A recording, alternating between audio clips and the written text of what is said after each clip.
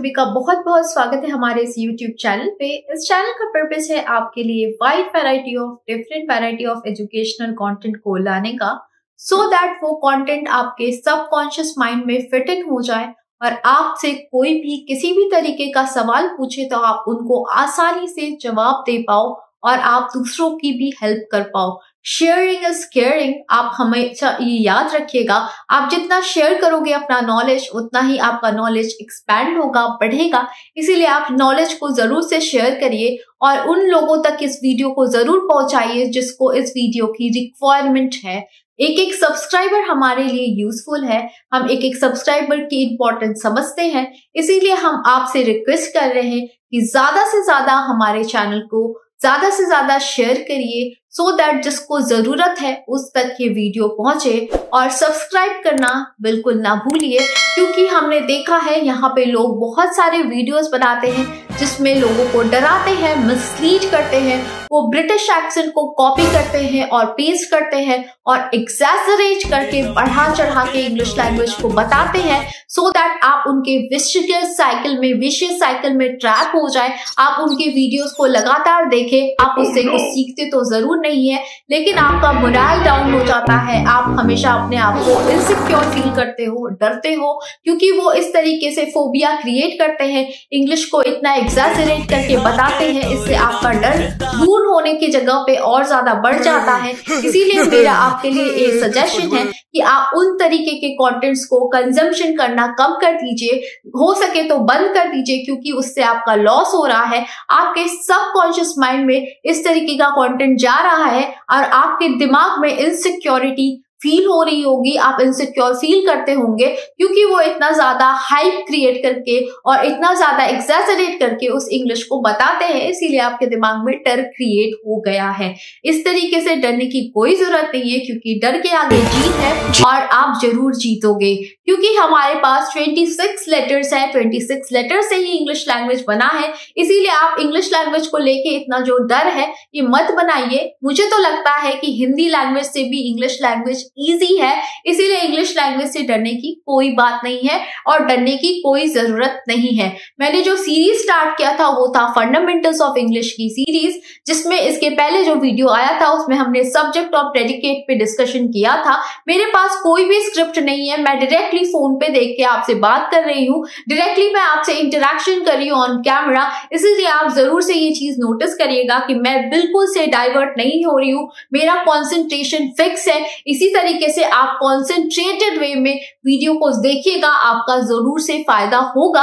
और मैं जरूर से इस चीज पे चर्चा जरूर करती हूँ। पहले तो मैंने जो पिछले वीडियो में क्वेश्चंस रखे थे उस पे मैं डिस्कशन करती हूँ, उसके बाद मैं आपके आगे बात करूंगी। इस आज का टॉपिक जो होगा वो होगा फ्रेज क्या है और क्लॉज क्या है। इसी तरीके से मैं फ्रेज और क्लॉज पे डिस्कशन करती हूँ। लेकिन आपके स्क्रीन पे कुछ दिख रहा होगा, आप इसको पहले देख लीजिए।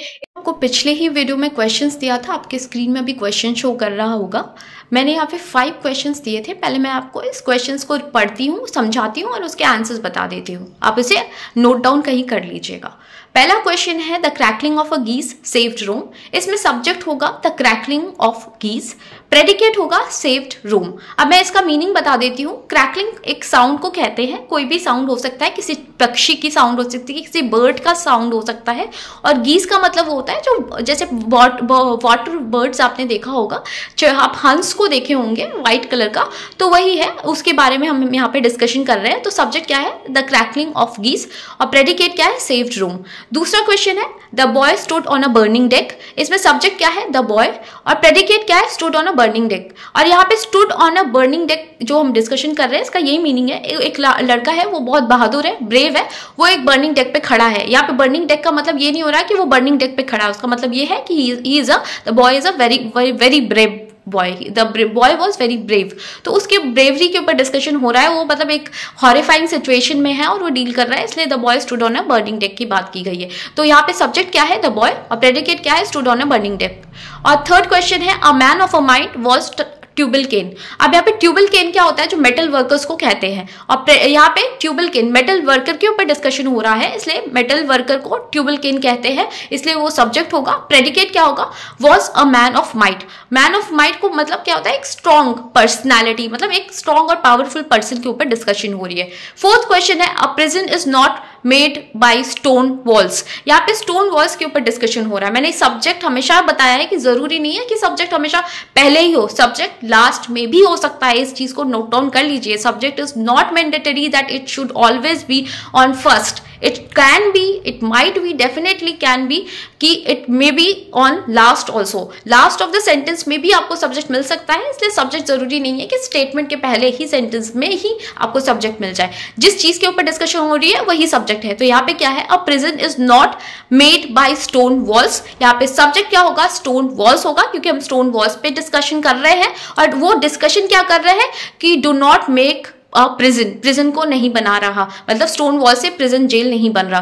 फिफ्थ क्वेश्चन है, the singing of a bird delighters. तो यहाँ पे सब्जेक्ट क्या होगा, द सिंगिंग ऑफ बर्ड्स, क्योंकि हम जो बर्ड के सिंगिंग से, गाने से, मतलब हम क्या करते हैं, अच्छा फील करते हैं, प्लेजर फील करते हैं। तो प्रेडिकेट क्या होगा, डिलाइटर्स। तो यहाँ पे डिस्कशन किसके ऊपर हो रहा था, बर्ड्स के ऊपर, इसलिए द सिंगिंग ऑफ बर्ड्स क्या होगा, सब्जेक्ट, और प्रेडिकेट क्या हो जाएगा, delighters. What is phrase, what is clause. तो मुझे लग रहा है अब मेरा टाइम आ गया है आपके साथ डिस्कशन करने का, what is phrase, what is clause. उसके पहले मैं आपको दो एग्जांपल्स दूंगी। जैसे कि एक पहला एग्जांपल है, he has a chain of gold, और ये है आपका phrase. He has a chain which is made of gold, ये है आपका क्लॉज। मुझे लग रहा है आपको थोड़ा थोड़ा समझ में आ रहा होगा। पहला जो सेंटेंस था, he has a chain of gold, इसमें तो मीनिंग तो था लेकिन कंप्लीट सेंस नहीं दे रहा था, कंप्लीट मीनिंग नहीं दे रहा था, इसीलिए ये था फ्रेज। और he has a chain which is made of gold, इसमें एक कंप्लीट मीनिंग था, इसीलिए इसका कंप्लीट सेंस था।